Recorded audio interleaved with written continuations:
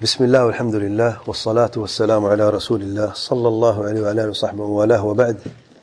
القواعد الحسان متعلقة بتفسير القرآن لفضيلة الشيخ الإمام محمد بن ناصر السعدي رحمه الله، تعليق فضيلة الشيخ العلامة محمد بن صالح بن عثيمين رحمه الله. اسم سؤال من قاعدة بربونجي شيخ القاعدة السادسة عشرة: حذف جواب الشرط يدل على تعظيم الأمر وشدته في مقامات الوعيد. مقامات وعید میں جواب الشرط کو حذف کرنا اس امر کی تعظیم اور شدت پر دلالت کرتا ہے. کیا معنی اس کا؟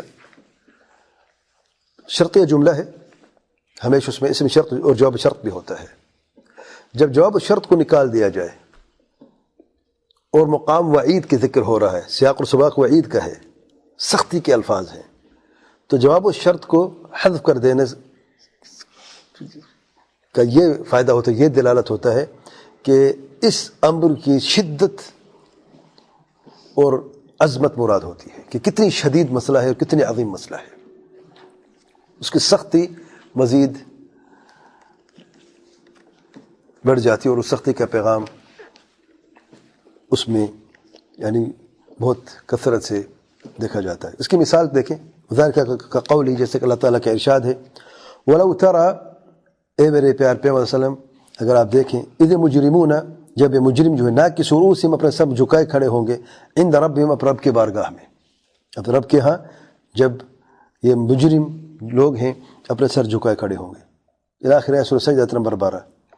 جواب شرط کیا ہے؟ لو شرطیہ ہے. ترى اذا مجرمون ناکسوا رؤوسہم اسم شرط ہے.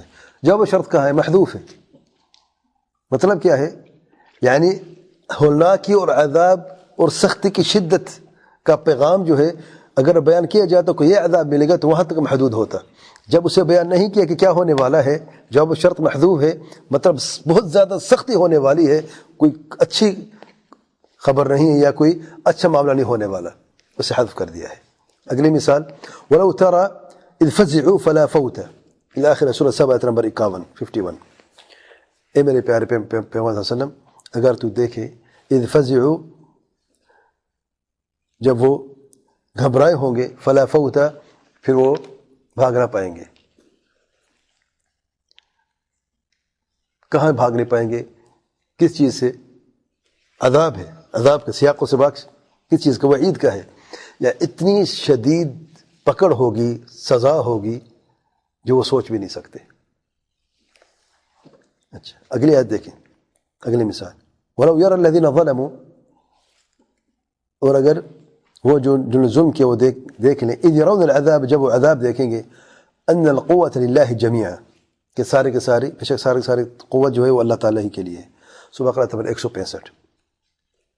اس کی تفصیل ہے، کتنا ہوگا، کیا ہوگا، کس طریقے سے نہیں، تو جو شرط محذوف ہے تاکہ اس کی ہولناکی اور شدت مزید نظر آئے.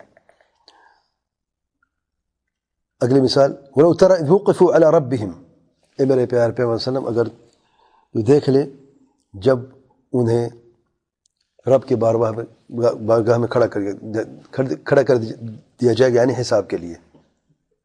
کیا ہوگا ان کے ساتھ؟ نہیں پتہ. یعنی سختی سے معاملہ طے ہوگا اور شدید سختی ہوگی.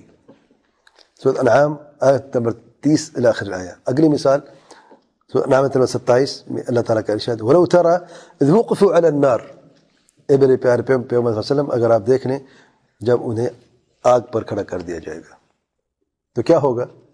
عذاب کی شدت ہوگی. کتنا ہوگا؟ محذوف ہے.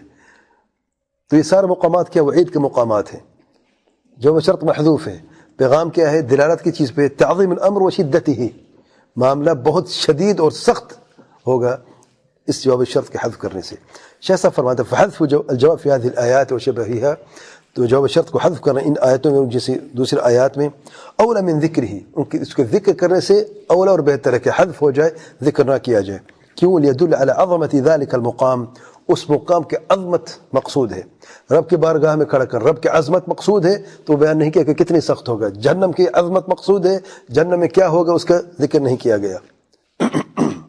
پکڑ اللہ تعالیٰ کتنی سخت ہے اس کا ذکر نہیں کیا گیا. وَأَنَّهُ لِهَوْلِ شِدَّتِ وَفَضَاعَتِهِ اور اس کی ہولناکی اور شدت اور خوفناکی جو ہے لا يعبر عنه اس کے تعبیر نہیں کر کوئی کر پاتا.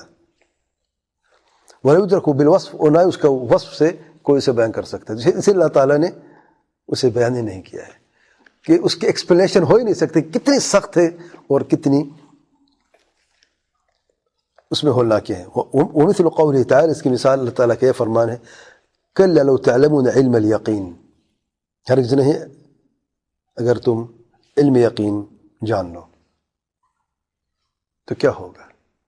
جیسا فرماتے ہیں أي لما أقمتم على ما أنتم عليه من التفريط وغفلة واللهو. سورة تکاثر میں اگر تمہیں علم یقین ہوتا تو کبھی بھی تم تفریط سے کام نہ لیتے اور غفلت اور لہو سے تکاثر سے کام نہ لیتے.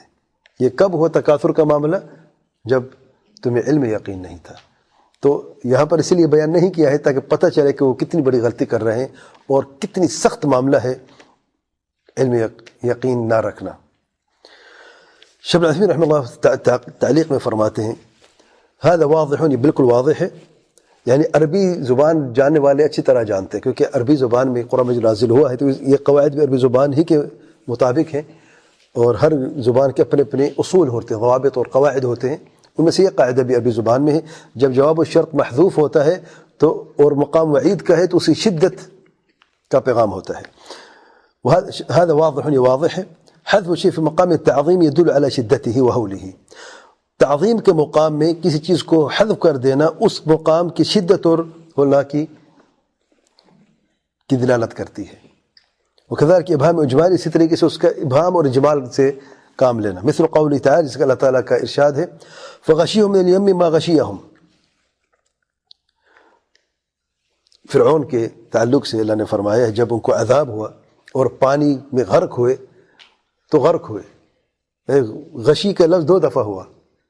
بعض ہم سمجھتے ایک لفظ کو مقرر کیا گیا جبکہ یہ بات نہیں ہے. جیسے فرماتے فهذا يدل على انه غشيهم امر عظيم کہ امر عظیم میں وہ ڈوبے ہیں. صرف یہ نہیں ہے کہ اصل عذاب یہ نہیں جو ہمیں نظر آ رہا ہے اور پانی میں ڈوبے تھے. پہلا ڈوبنا ہے دوسرا عذاب ہے جو برزخ میں اور آخرت میں کو ملنے والا ہے. اس لیے لفظ 2 دفعہ بیان کیا گیا ہے غشی کا لفظ جو ہے.